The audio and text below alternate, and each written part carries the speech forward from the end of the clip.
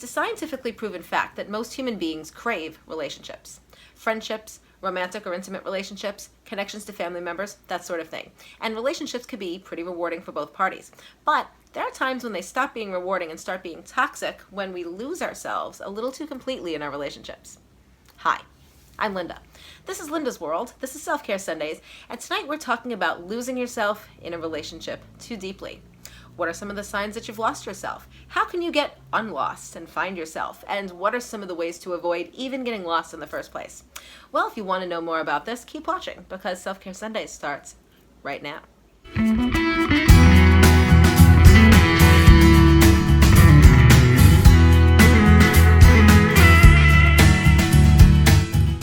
It's a known fact among people who know me that I value solitude above all else. Not everybody always understands it or gets it, but we're talking about the opposite phenomenon tonight. We're talking about when there's no solitude to be had because you're lost in your relationship. Or we will be talking about it, but first I have a few announcements. Announcement number one, it's Self-Care Sundays. And on Self-Care Sundays, I like to point out to the public that I know very well that I am not a mental health professional. Okay? I'm actually a mental health patient. I have 4 specific diagnosed disorders that I sought help for decades ago and take medication every day to control. I'm also a student of psychology, a person who took it first in college as an intriguing concept, then later as a person who wanted to figure out their own disorders a little better, and then finally as a mental health advocate.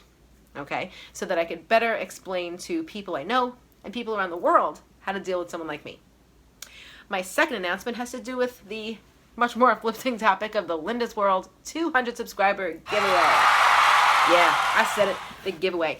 Linda's World stands at 186 subscribers tonight as I film. That's 14 away from the giveaway.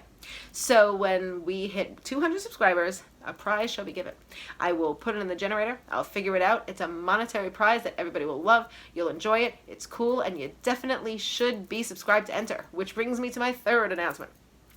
If you're just a casual viewer, or just finding this video by chance and you're not yet a member of Linda's World, I suggest you become one by going ahead and subscribing right there down below. And by the way, while you're subscribing, don't forget about that notification bell because then you'll know when I upload new videos, right? And if you don't know, how are you going to win a prize?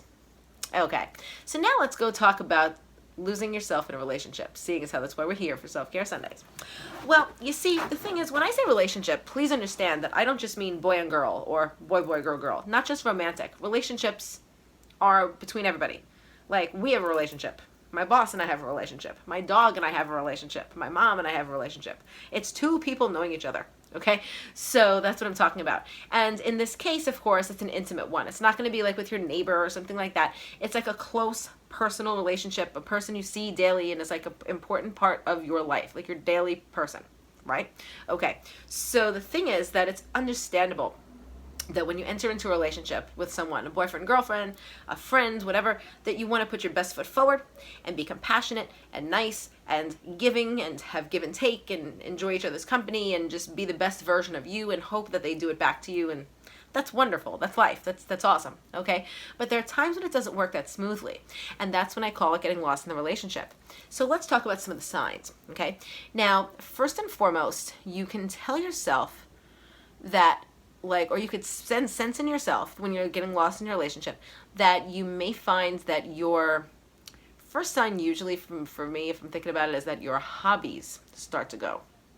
You know, let's say that you find yourself with this person 24/7, right? Or like communicating with them in some form 24/7, where you're together at all times, right? The hobbies may go first because anything you used to like to do, you kind of can't do because they need you to such a degree. So like, for example, a person who used to enjoy bowling and have a league, or a person who used to be like an avid reader, a person who used to paint or whatever, and in their relationship they find that they don't have time to have the bowling league and paint or whatever, that they can't remember the last time they did something that they used to do a whole lot and enjoy.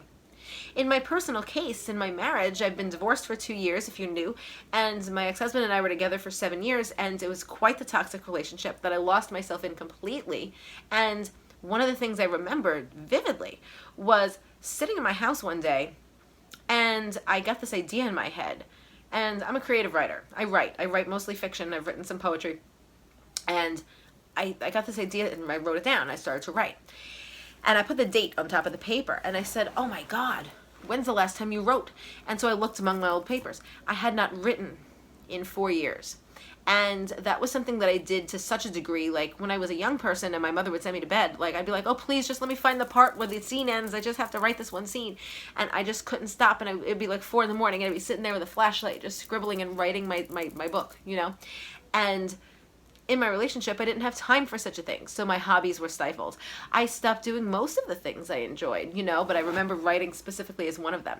And it's because that person absorbs so much of your energy that you don't have the time to do these things, or they may frown upon these things and think they're silly, or you could have time at the end of your day to do it, but like you're so emotionally wiped by being with them that you can't possibly pick up a book or a bowling ball or a knitting needle or whatever it is that you used to do, right? And that's how you get lost. Next is that you find that your social life, your other relationships may be falling by the wayside, okay? You know, a person who used to go out every Friday night with the girls for drinks at TGI Fridays, you know, and now has a boyfriend that insists that you be home and watch him play with his Xbox every Friday night, you know. A person who used to have a good close relationship with their mom, but now that they've been spending time with this person, they're like, oh, well, you always have to be around your mom. I want you home with me. And they usually don't say it that blatantly, you know what I mean? But that's the message that comes across. And so you find that your other relationships, your social life sort of goes away because it's like you don't have time for other people. Or sometimes you're seeing other people is frowned upon. I don't like when you go out with that girl. She's a bad influence. Or I don't want you to go on that overnight vacation with your brother because you're just going to get in trouble, okay?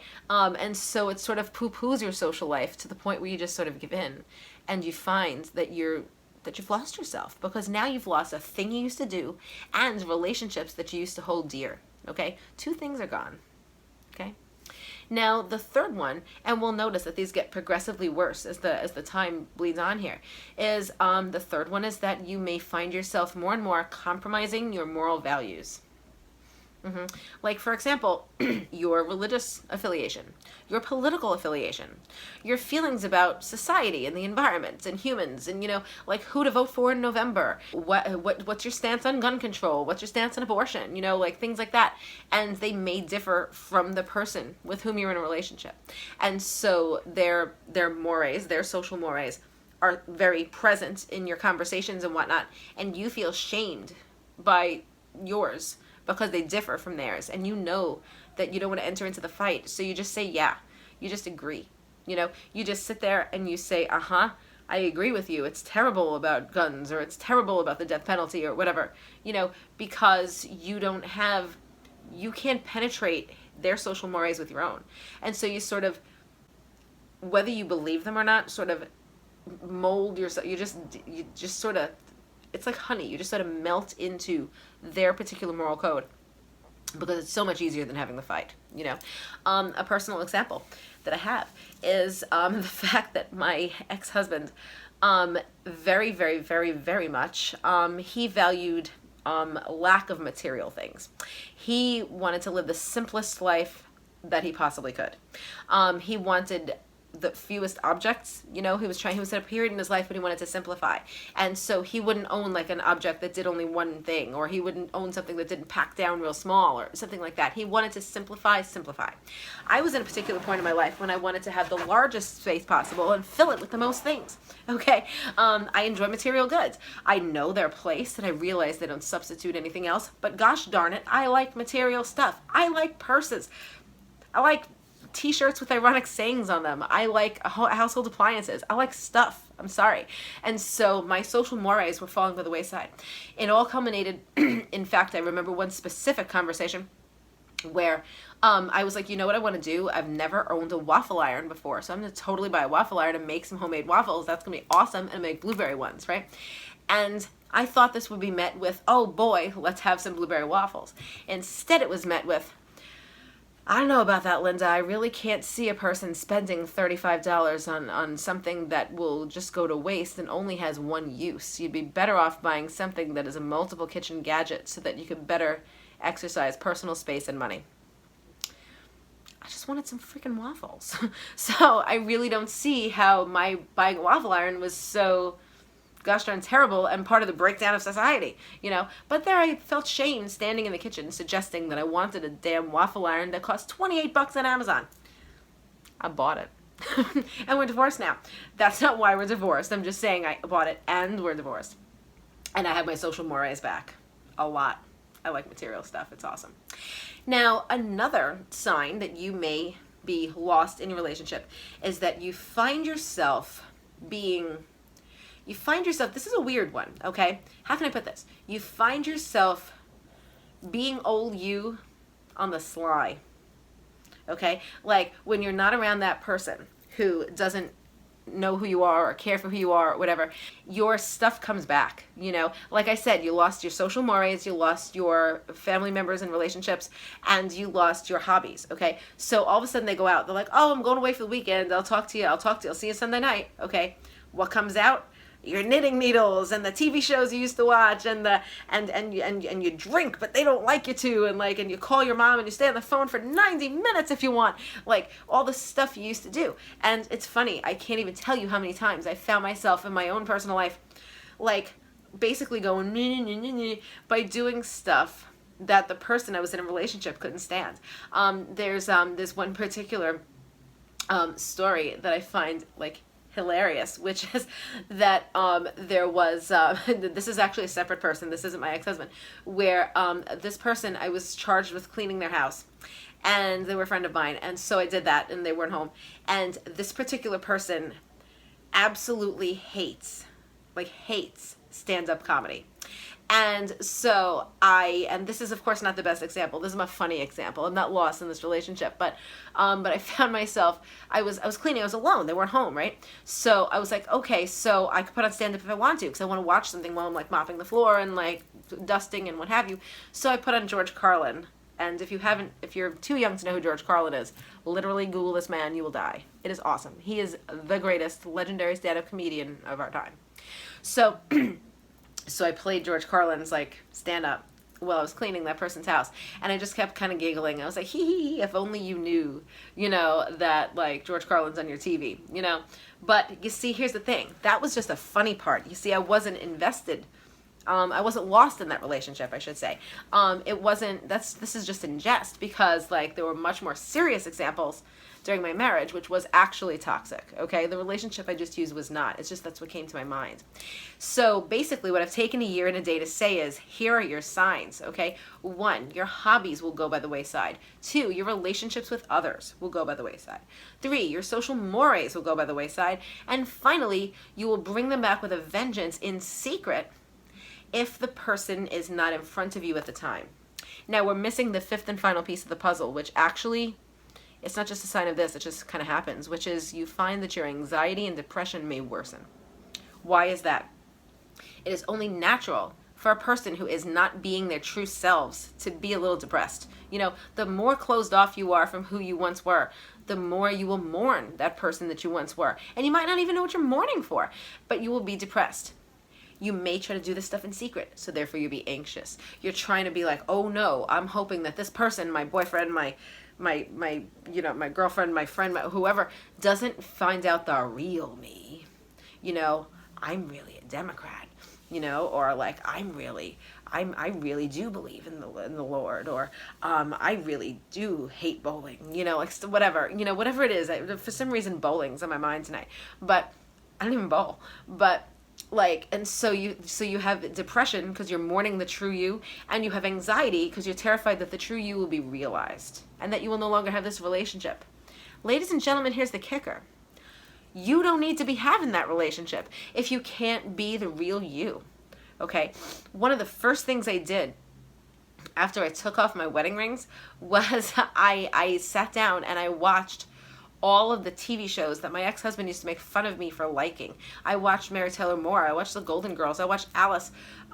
Young people, Google them. Excellent sitcom. Like just all the stuff that he used to hate, and I watched it. And like the music that we used to like, I used to have to listen to in his car, and I'll never listen to again. And just I mean, I just went crazy because Linda was back. And I'd find myself lost in certain things at times, but not to that degree because I'm not in that relationship anymore. You know what I mean? And so now, of course, we have to figure out how to stop this from happening. I've told you the bad part. We have to talk about the good part before we go, okay? So, first and foremost, the one tried and true way to prevent this from happening, if it hasn't happened yet, if you can sense yourself getting lost in a relationship, be yourself anyway. Literally just do it. You know, if they hate listening to, if I'm trying to think, like if they hate the Rolling Stones, play the damn Rolling Stones and be like, it's my house. You know, you don't like it, go in the bedroom, right? And see what happens, okay? Run a litmus test, if you will. Be you. Just straight up, just be you. Be the youest you could be. And if they don't want it, guess who's not going to be in a relationship with you anymore? I mean, like, whatever. And I know that it's easier said than done. I know we have feelings for people, but, like, I don't know that the relationship that we have with ourselves should be more, should find itself forgotten in favor of a relationship with a person who either A, doesn't know us, or B, wouldn't accept us if they did. You know? So technically, those feelings, you're like, it's easier to hurt over that and mourn a lost relationship than it is to mourn the loss of yourself. I'm sorry, it just is. Take it from a person who's done both. It sucks. Okay? Now, how do you prevent this from happening if you find that it's already happening to you?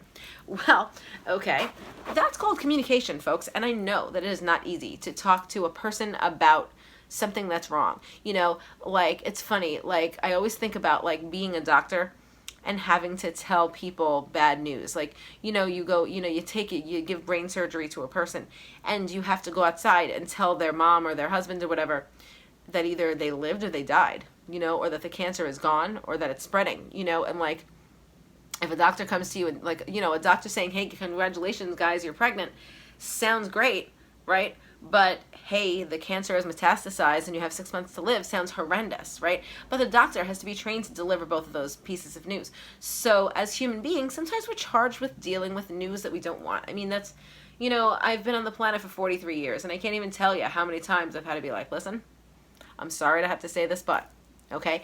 And you just kind of have to. And so you sit a person down and be like, hey, I think we're in trouble because, like, I know that you're being you and you're, like, just, you know, putting yourself out there. I'm kind of stunted here, and I am spending entirely too much time focusing on what you want me to be than what I actually am. And so I'm going to show you who I am, okay? And if you don't want it, we're at an impasse here, you know? We have to figure out what to do about it, you know? But the thing is, no matter how you phrase it, and I know I'm phrasing it a little jocularly, you know, but no matter how you phrase it, it's got to come from here, so that you don't continue to hurt here. You know, it's got to come from here so that you don't hurt here. It's got to be you communicating to the other person what your needs are. And that's not easy. I know that. I've been through times when I really didn't ask what I want. I mean, my God, I used to be one of those kids in kindergarten sitting there, I didn't get a crayon, and I'm like, but I didn't get a crayon. You know, and I should just raise my hand and be like, excuse me, Mrs. Rothman, I need a crayon. I couldn't say it because I couldn't ask for what I wanted. But you know what? That was 38 years ago. I'm better now, and I can ask for what I want. And so I'm hoping desperately that the conversation we're having here and the conversations we're having on my channel can get you to sort of be not the 5-year-old Linda who couldn't ask for a crayon, but the person that's standing before you now, or sitting before you now, of course, and saying that communication is the key. And the first step is to be real you and ask for what real you needs and wants. If you don't get those things, you have a negotiation to make. Or you have a difficult decision. And it's only you and your relationship that can figure that out. You know, 2 years ago, my ex-husband and I figured it out. And that's certainly not been the only time in my life, but it's probably the most apparent and also most recent that I've been through, that I could show you that I've been where you are, you know. Well, I think we've just about said enough. So I'm going to sign off, and I'm going to go play with my dog, and I'm going to put my air conditioner back on because it's so freaking hot in here. I have to turn it off for the noise for the video, and I'm just like, that's me being me. That's me not holding back in my relationship with you. I need my AC on. So I'm going to go do that, and I will see you guys later this week with a good video. Now, here's the thing. The next video in Linda's World could quite possibly be the one that I've been studying for all this time. The one that I've been planning for weeks. The one that will blow the lid off the entire, how should I put this, YouTuber drama that's been happening for like ever now. And of course, a new vlog coming later this week in Summer Vlogs with Linda.